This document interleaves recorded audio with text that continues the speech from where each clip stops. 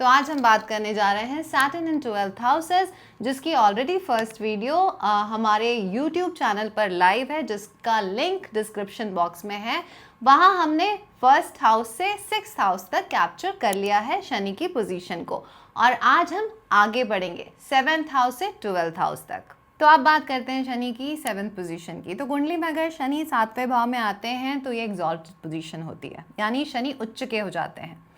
तो मैंने बहुत सारे एस्ट्रोलॉजर्स को सुना है, वो चाहे इंस्टाग्राम है चाहे यूट्यूब, वो भी बड़े बड़े, कि ये एक एग्जॉल्टेड पोजीशन होती है। अरे शनि आपकी राशि में उच्च के हैं। 7th हाउस शादी का घर है और शनि है ड्राई प्लैनेट और अकेलापन का कारक भी है शनि। तो क्या शादी ऐसे पर्सन की बहुत हैपनिंग रहेगी?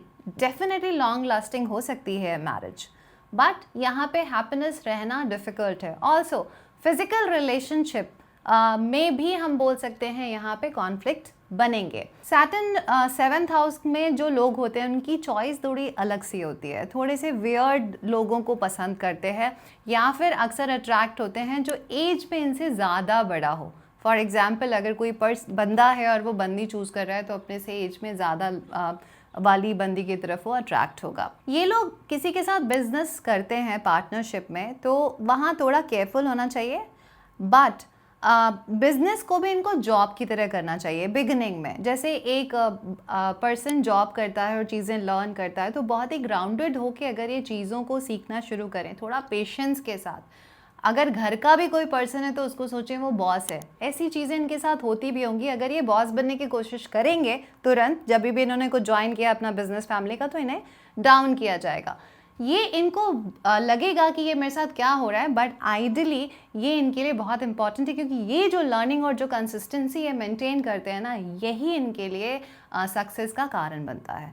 तो बिज़नेस करना बहुत बेनिफिशियल है, बट एक बार अपना बैकग्राउंड ज़रूर चेक करना चाहिए किसी के साथ पार्टनरशिप में काम कर रहे हैं तो। इनके लिए रेमेडी के लिए मैं यही बोलूँगी कि अपने फादर के साथ मदर के साथ रिलेशनशिप अच्छा करें और ओवर कॉन्फिडेंट ना हो। टाइम टू टाइम लोगों की मेडिसिन वाइज अगर ये हेल्प कर सकते हैं, मेडिसिन डोनेट कर सकते हैं, स्पेशली सैटरडे और संडे, तो ज़रूर करें। सैटर्न इन 8th हाउस। 8th हाउस होता है सीक्रेसी का, 8th हाउस होता है sudden up and down accidents का।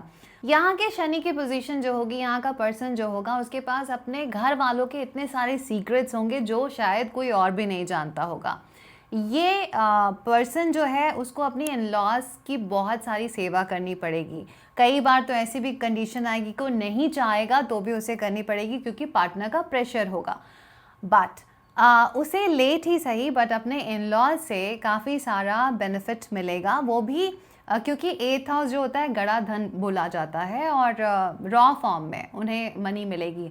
सेविंग्स होना ये थोड़ा सा डिफ़िकल्ट होता है।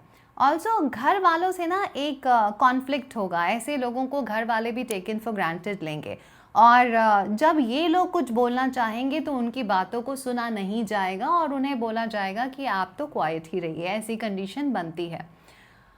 अगर इस पोजीशन को हम थोड़ा और डिटेल में देखें तो प्रोफेशनली भी काफ़ी इन्हें स्ट्रगल करनी पड़ती है, और बच्चे में भी डीलेज होते हैं। संतान के लिए ट्राई करते हैं, या तो शादी लेट होती है या तो डीलेज पॉसिबल रहते हैं। एजुकेशन में भी कई बार इनके ब्रेक आता है काफ़ी सारा। इवन इनके बिगनिंग के लव रोमांस जो कि ये सीरियस होते हैं, बट उसमें बहुत सारे ब्रेक्स मिलते हैं इन्हें। सैटर्न इन 9th हाउस। 9th हाउस जो होता है वो होता है हमारा भाग्य स्थान, फादर का घर, ट्रैवलिंग। तो यहाँ पर जब शनि आते हैं तो फादर के साथ थोड़ी कॉन्फ्लिक्ट होती है। हो सकता है हमारे विचार आपस में ना मिले फादर से, और इनके फादर ने भी ऑलरेडी बहुत ज़्यादा स्ट्रगल किया होता है लाइफ में, और बहुत स्ट्रगल के बाद एक ऐसी पोजीशन पे आते हैं, तो कह सकते हैं कि ऐसे पर्सन के फादर काफ़ी स्ट्रिक्ट होते हैं, बहुत सारे रूल और टर्म्स में इनको रखना चाहते हैं। मतलब इन पे बहुत सारी रिस्ट्रिक्शंस होती हैं जिनसे वो भागना चाहते हैं, और इस वजह से कई बार ये रिबेलियस भी हो जाते हैं। भाग्य इनका स्लो हो जाता है क्योंकि शनि जो है वो स्लो प्लैनेट है, जल्दी चीज़ें नहीं हासिल कर पाते हैं, बहुत स्ट्रगल करना पड़ता है। सिबलिंग्स के साथ भी इनके काफ़ी सारे कॉन्फ्लिक्ट्स बने रहते हैं, हालांकि अपनी रिस्पॉन्सिबिलिटीज़ निभाते हैं, बट एक डिटैचमेंट, एक ड्राइनेस ही रहती है। साथ ही ऐसे लोगों की लाइफ में अक्सर कोर्ट केसेस वगैरह भी देखने मिलते हैं, बट ये उसमें विक्ट्री के भी चांसेस होते हैं, और ये जो केसेस होते हैं वो लंबे खिंचते हैं, बिना मतलब की चीज़ों में फंस जाने वाली कंडीशन होती है, बट विक्ट्री इनको मिलती है भले ही लेट सही। ऑल्सो ऐसा पर्सन जब ओवर कॉन्फिडेंट हो जाता है तब दिक्कतें होती हैं। इस पर्सन को हम बोल सकते हैं कि ये किसी रिलीजन को लेके या स्पिरिचुअली थोड़ा कंफ्यूज रहता है। इसको समझ में नहीं आता है कि किस चीज़ में बिलीव करना है, क्या सही है क्या गलत, इसके बहुत सारे क्वेश्चंस उठते हैं। तो कई बार देखते हैं कि कभी ये अपनी चीज़ों को चेंज करते रहते हैं, किसी एक गॉड में बिलीव करना इनके लिए डिफ़िकल्ट होता है। नास्तिक तो नहीं बोल सकते, बट आस्तिक भी नहीं बोल सकते ऐसे केस में। तो ये कंडीशन है। तो यहाँ की कंडीशन को भी हम ना बहुत अच्छा बोलेंगे ना बहुत ही बुरा बोलेंगे। इनके लिए एक रेमेडी बस यही है कि भले ही फादर से इनकी बने ना बने, बट इन्हें अपने फादर की रिस्पेक्ट ब्लेसिंग्स लेते रहना चाहिए और कोशिश करना चाहिए कि थोड़ा सुन लें उनकी। जब 10th हाउस में सैटर्न आता है ना, तो इस पोजीशन को हम कह सकते हैं कोरा कागज़। तो ऐसा इंसान अपनी किस्मत खुद लिखता है, ये एक अच्छी पोजीशन है। शनि का ही घर होता है ये। ऐसा पर्सन बिगिनिंग में बहुत स्ट्रगल करता है, बट एंड में धीमे धीमे उसके स्ट्रगल वाइज चीज़ें उसको मिलने लगती हैं। इनको चाहिए ना कि ये जहाँ अपने काम की शुरुआत कर रहे हैं, यहाँ पे थोड़ा लंबे टाइम तक काम करें, और एक्चुअली ये लंबे टाइम तक काम करते भी हैं, कंसिस्टेंसी मेंटेन करते हैं, देन धीरे धीरे धीरे ये अपनी ग्रिप पकड़ लेते हैं। यहाँ पे मंगल का भी बहुत इम्पॉर्टेंट एक रोल होता है सैटर्न के साथ, क्योंकि इस हाउस में मार्स एग्जॉल्टेड होता है और शनि को मंगल ही कंट्रोल कर सकते हैं। तो ऐसे लोग अगर अपना बिजनेस करते हैं या फिर प्रॉपर्टी या लैंड रिलेटेड भी काम करते हैं तो उन्हें सक्सेस मिलती है। सुख में कमी, बट इनके कह सकते हैं कि एक हैप्पीनेस में हमेशा ड्राइनेस रहती है। शादी में भी इनके डिलेज होती है। ऑल्सो प्रोफेशनल लाइफ में क्योंकि इनकी कंसिस्टेंसी बिगनिंग में बनी होती है, तो हम इन्हें बोल सकते हैं कि ये बड़े ही अच्छे टीचर मेंटोर होते हैं। इन्हें नेम फेम मिलता है बट एक टाइम के बाद। तो ऐसे लोग अपने एक्सपीरियंस से लर्न करते हैं और इनकी किसी भी टॉपिक पे पकड़ बहुत स्ट्रांग होती है। तो इन्हें चाहिए कि थोड़े गिवर बने। प्रोफेशनल लाइफ में इनके ऊपर लोग कैसे हैं उन्हें जज ना करें, अपने आप पे फोकस बनाए रखें। ये पोजीशन शनि की बहुत अच्छी है, बहुत कुछ अचीव कर सकते हैं यहाँ से। सैटर्न इन 11th हाउस। 11th हाउस है इनकम का, गेन्स का। तो यहाँ शनि की पोजीशन अच्छी मानी जाती है। ऐसे लोग दूसरों के लिए हेल्प के लिए खड़े रहते हैं, उनका सपोर्ट करते हैं, एज ए रोल मॉडल भी सामने आते हैं। हम हीरो बोल सकते हैं ऐसे पर्सन को, किसी के लिए भी फाइट कर लेते हैं। लेकिन क्योंकि ये पोजीशन फ्रेंड्स की भी है, सोशल सर्कल की भी है, तो यहाँ पे शनि ड्राइनेस देगा। अपने लोगों के लिए लड़ते हैं, फाइट करते हैं, बट धीरे धीरे एक टाइम आते आते इनका फ्रेंड सर्कल कम होने लगता है और वो लोगों से अलग होने लगते हैं। कई बार इन्हें धोखे भी मिलते हैं अपने दोस्तों से ही। फिर इन्हें लगता है कि जिनके लिए इन्होंने इनिशिएटिव लिया उन्हीं से इन्हें धोखा पाया। तो धीमे धीमे करके उनके फ्रेंड्स कम होने लगते हैं, बट वो अपना अकेलापन एंजॉय करते हैं। शायद वही फोकस रहता है। ऑल्सो इनको लगता है इनके अंदर जो भी टैलेंट है ना, उससे वो किसी तरह का बेनिफिट ले सकते हैं या अर्न कर सकते हैं। कुछ लोगों के लिए हॉबीज़ क्या होती है, सिर्फ हॉबीज़ होती है, बट इनको अपनी हॉबीज़ से हो सकता है कि इसको ये किसी प्रोफेशन बना लें या अर्निंग कर लें, ऐसी सोच होती है इनकी। बट मनी के लिए पोजीशन काफ़ी अच्छी है, क्योंकि शनि भी कारक हैं पैसों के भी। जितना हार्डवर्क उतना अर्निंग।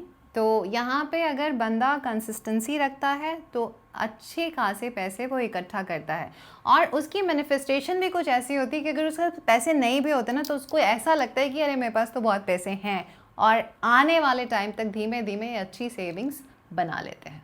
बट स्टडी में, एजुकेशन में थोड़ी प्रॉब्लम होती है बिगनिंग में, और बच्चे में भी डिलेज होते हैं इनके।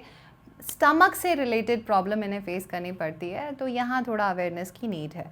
तो इन्हें चाहिए कि जितना अपने लोगों को हेल्प कर सकते हैं, सपोर्ट कर सकते हैं, भले ही इनको सपोर्ट और हेल्प ना मिले, वो करते रहें। इनका शनि अच्छे से वर्क करेगा, तो ये पोजीशन अच्छी है। तो अब हम आते हैं लास्ट हाउस यानी 12th हाउस।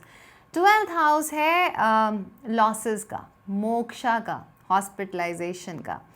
तो यहाँ पर शनि की पोजीशन सबसे पहले पर्सन को नींद की प्रॉब्लम देगी और उसको बहुत ही लेज़ी बनाएगी। हेल्थ प्रॉब्लम भी यहाँ पर शनि देंगे, तो हो सकता है कि हॉस्पिटलाइजेशन के चक्कर बार बार काटने पड़े, चाहे फैमिली पर्सन को लेके या खुद के लिए भी। तो हेल्थ को लेके कहा जाएगा कि यहाँ पर आपको अवेयरनेस की ज़रूरत है। साथ में क्योंकि ये घर लॉसेस का भी है, तो मनी के लॉसेस भी यहाँ पे होंगे। अब क्योंकि हॉस्पिटलाइजेशन का है, मनी का है, तो क्या हो रहा है यहाँ पे, पैसे तो जा ही रहे हैं। तो पैसे ऐसे बहुत सारे इनके खर्च होते रहते हैं। ऐसे पर्सन के काम कभी एक बार में नहीं बनते और सेविंग्स भी इनके लिए करना काफ़ी डिफ़िकल्ट होता है। तो ये पोजीशन थोड़ी टफ ज़रूर होती है। ऐसा पर्सन हॉस्पिटल में या फिर जेल में कुछ प्रोफेशन अपना ले, कोई काम करे, तब शायद यहाँ पे शनि की कंडीशन को हम बेटर कर सकते हैं। तो इन्हें टाइम टू टाइम हॉस्पिटल में जाके हेल्प करनी चाहिए, पेशेंट्स की मेडिसिन डोनेट करना चाहिए, या फिर अगर नीड नहीं भी है तो भी ये थोड़ी देर हॉस्पिटल जाएं, वहाँ से एक पानी का बॉटल खरीदें, 2 मिनट बैठें और चले आएँ। तो इस तरीके से जो हॉस्पिटल जाने के चक्कर हैं वो इनके कम होते हैं। तो ये बहुत इंपॉर्टेंट रेमेडी है। तो शनि स्लो ज़रूर हैं बट इनका रिजल्ट परमानेंट है। तो लाइफ में अगर स्ट्रगल ना हो तो हमें चीज़ों की वैल्यू कैसे मिलेगी, और ये हमें सिर्फ शनि ही सिखा सकते हैं।